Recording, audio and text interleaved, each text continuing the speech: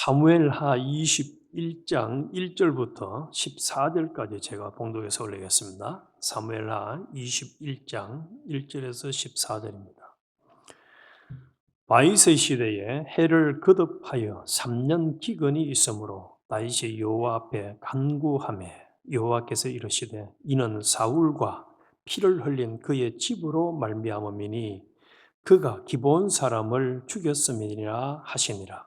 기브온 사람은 이스라엘 족속이 아니요 그들은 아모리 사람 중에서 남은 자라. 이스라엘 족속들이 전에 그들에게 맹세하였거늘 사울이 이스라엘과 유다 족속을 위하여 열심히 있으므로 그들을 죽이고자 하였더라. 이에 왕이 기브온 사람을 불러 그들에게 물으니라. 다윗이 그들에게 묻되 내가 너희를 위하여 어떻게 하랴? 내가 어떻게 속죄하여야 너희가 여호와의 기업을 위하여 복을 빌겠느냐 하니 기브온 사람이 그에게 대답하되 사울과 그의 집과 우리 사이의 문제는 은금에 있지 아니하오며 이스라엘 가운데에서 사람을 죽이는 문제도 우리에게 있지 아니하니이다 하니라. 왕이 이르되 너희가 말하는 대로 시행하리라. 그들이 왕께 아뢰되 우리를 학살하였고 또 우리를 멸하여 이스라엘 영토 내에 머물지 못하게 하려고 모해한 사람의 자손 7사람을 우리에게 내주소서. 여호와께서 택하신 사울의 고을 기브아에서 우리가 그들을 여호와 앞에서 목매어 달겠나이다 하니 왕이 이르되 내가 내주리라 하니라. 그러나 다윗과 사울의 아들 요나단 사이에 서로 여호와를 두고 맹세한 것이 있으므로 왕이 사울의 손자 요나단의 아들 머비보셋은 아끼고 왕이 이에 아야의 딸 리스바에게서 난 자 곧 사울의 두 아들 알모니와 머비보셋과 사울의 딸 메랍에게서 난 자 곧 모홀랏 사람 바르실레의 아들 아드리엘의 5 아들을 붙잡아 그들을 기브온 사람의 손에 넘기니 기브온 사람이 그들을 산 위에서 여호와 앞에 목매어 달매 그들 7사람이 동시에 죽으니 죽은 때는 곡식 베는 첫날 곧 보리를 베기 시작하는 때더라. 아야의 딸 리스바가 굵은 배를 가져다가 자기를 위하여 바위 위에 펴고 곡식 베기 시작할 때부터 하늘에서 비가 시체에 쏟아지기까지 그 시체의 낮에는 공중에 새가 앉지 못하게 하고 밤에는 들 짐승이 범하지 못하게 하니라. 이에 아야의 딸 사울의 첩 리스바가 행한 일이 다윗에게 알려지매 다윗이 가서 사울의 뼈와 그의 아들 요나단의 뼈를 길앗 야베스 사람에게서 가져가니 이는 전에 블레셋 사람들이 사울을 길보아에서 죽여 블레셋 사람들이 베산 거리에 매단 것을 그들이 가만히 가져온 것이라. 다윗이 그곳에서 사울의 뼈와 그의 아들 요나단의 뼈를 가지고 올라오매 사람들이 그 달려 죽은 자들의 뼈를 거두어다가 사울과 그의 아들 요나단의 뼈와 함께 베냐민 땅 셀라에서 그의 아버지 기스의 묘에 장사하되 모두 왕의 명령을 따라 행하니라. 그 후에야 하나님이 그 땅을 위한 기도를 들으시니라. 아멘. 오늘 아침에는 고난과 리스바를 통해서 일하신 하나님, 고난과 리스바를 통해서 일하신 하나님의 제목으로 같이 은혜를 나누겠습니다. 사무엘하 19장에서는 압살롬의 반역이 끝난 다음에 다윗이 예루살렘으로 돌아와서 왕권을 회복을 했지요. 하지만 백성들 사이에는 여전히 남북 간의 분열과 불만이 남아 있었습니다. 그리고 20장에서는 이제 그 갈등이 실제 반란으로 이어졌습니다. 그래서 세바라는 사람이 우리는 다윗과 나누지 않겠다라고 하면서 이스라엘을 선동했고 또 한 번의 내전이 일어났습니다. 그래서 이 내전을 요압이 주도해서 이제 군사적으로 반란을 제압하였죠. 이 과정에서 지혜로운 여인이라는 사람이 등장합니다. 그래서 지혜로운 여인의 설득을 통해서 세바의 머리를 베어가지고 성 밖에 던짐으로 내전을 마무리했습니다. 그래서 우리 하나님은 요압 같은 강한 손도 사용하시지만은 지혜로운 여인의 부드러운 입술을 통해서도 구원을 이루셨습니다. 그래서 어떤 때는 무력보다도 지혜가 더 큰 승리를 가져오기도 합니다. 제가 여기까지를 묵상을 하면서 참 다윗은 복 있는 사람이다. 왜냐? 그때 이 다윗이 왕후인데 지금 21장은 이제 다윗의 말년 통치 말년의 기간인데 꼭 필요한 사람들을 하나님이 붙여 주셨어요. 붙여 주셔 가지고 다윗의 약점을 보충을 하고 또 다윗이 왕으로서의 역할을 잘 감당하도록 이렇게 하나님이 협력해 주신 것을 묵상하는 가운데 21장에 딱 오니까 이제 또 여기에 한 여인이 등장합니다. 오늘 이 21장은 14절까지 이제 시작이 어떻게 시작했습니까? 다윗의 시대에 해를 거듭하여 3년 기근이 있으므로 3년 동안 기근이 있었다는 거예요. 이게 참 저는 시골에서 자랐기 때문에 3년 기근이라면 끔찍합니다. 이게 사실 한 해만 흉년져도 그 다음에 먹을 게 없어요. 근데 3년이 연속 기근이 왔으니까 이게 얼마나 큰 문제예요. 그랬는데 14절 마무리는 어떻게 끝났습니까? 그 후에야 하나님이 그 땅을 위한 기도를 들으시니라. 은혜롭게 마무리가 되어집니다. 그 안에 노란 자위와 같은 역할을 하는 사람이 다윗과 리스바라고 하는 이 두 사람이 등장을 합니다. 근데 리스바는 사울의 첩이었죠. 근데 사울의 첩이었는데 하나님이 보실 때에 참 아름다운 여인이었다는 거예요. 20장에서 지혜로운 여인처럼 21장에서 또 참 하나님 볼 때에 이 사람의 인격은 또 행위는 삶은 본받아야 돼 하고 요 21장에다가 딱 기록을 해줬습니다. 그래서 결론으로 가기 전에 이 21장을 딱 묵상을 하면서 또 21장까지를 묵상을 하면서 하나님이 우리에게 원하시는 것이 뭘까를 먼저 생각해 보면은 우리는 믿음의 조상 아브라함을 통해서 하나님이 약속을 했지. 복의 근원이 될지라. 너를 인해서 세상 모든 민족이 복을 받을 것이다. 그 후손들입니다. 그래서 믿음의 후손된 우리 예수 믿는 성도들이 개인과 가정과 공동체와 더 나아가서 하나님 나라의 전체에 복의 근원과 같이 하나님께 은혜를 받아가지고 다른 사람에게 나눠주는 사람도 있는 반면에 공동체를 해치는 사람들도 있습니다. 은혜와 유익이 전혀 되지 않는 사람들이 있어요. 그것이 뭘까? 그 원인과 이유는 옛사람이에요. 자기 마음대로 살아서. 그래서 21장을 보면서 참 많은 도전을 받게 됩니다.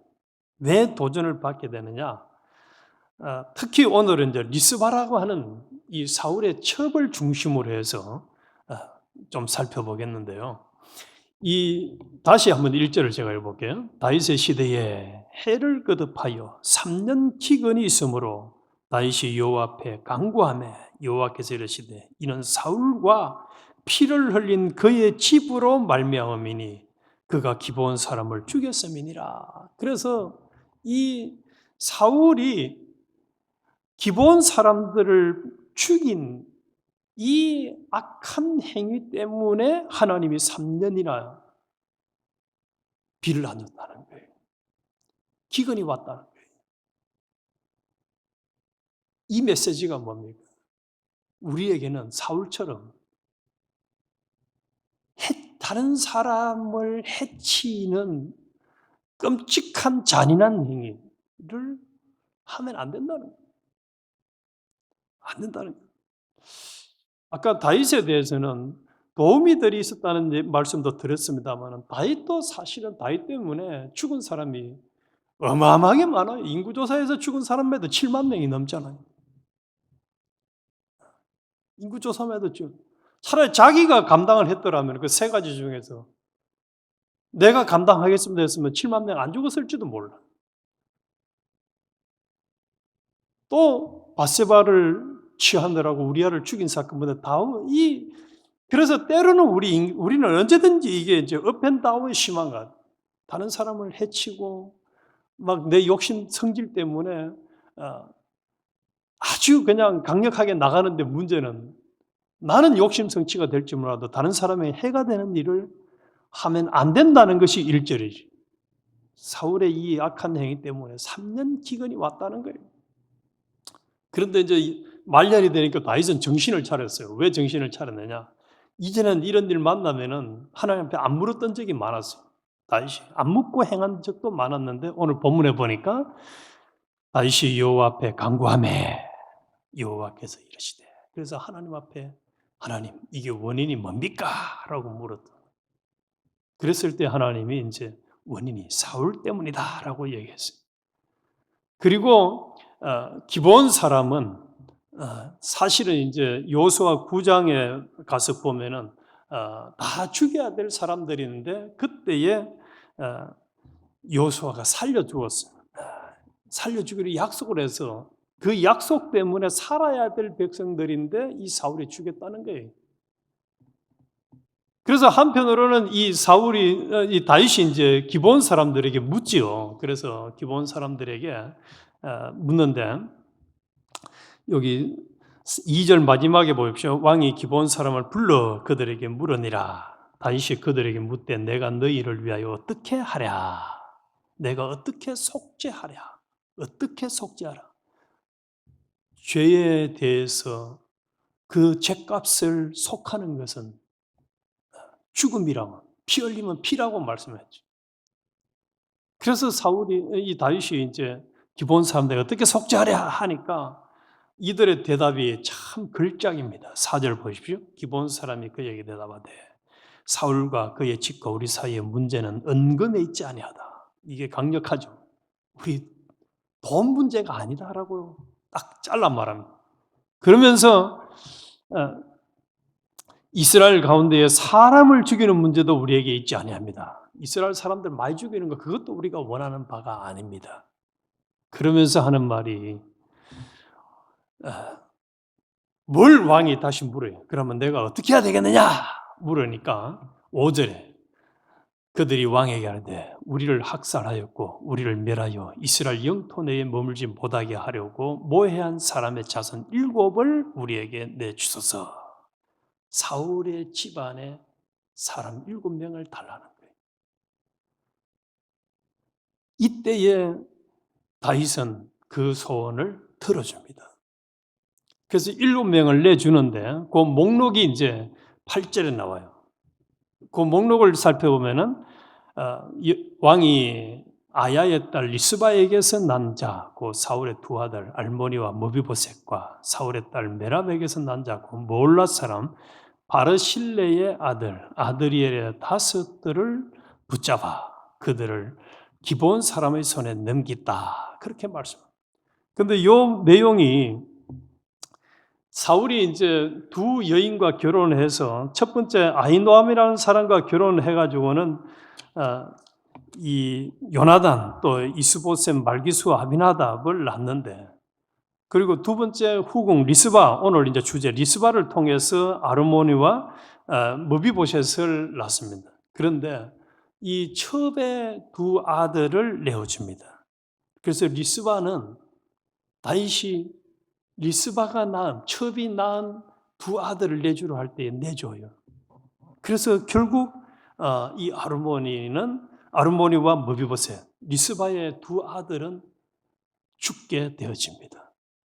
그리고 5명은 사울의 딸 메랍이 낳은 5명을 내어서 7명을 줍니다. 그래서 손자죠. 사울의 손자 5명을 내어주고 또 사울의 아들 2명, 리스바를 통해서 낳은 아들 2명을 통해서 이제 7명을 내주고 그 7명을 실제로 이제 매달아서 죽이고 그것으로 인해서 속죄를 치름으로 이 문제는 끝이 나는 장면이에요.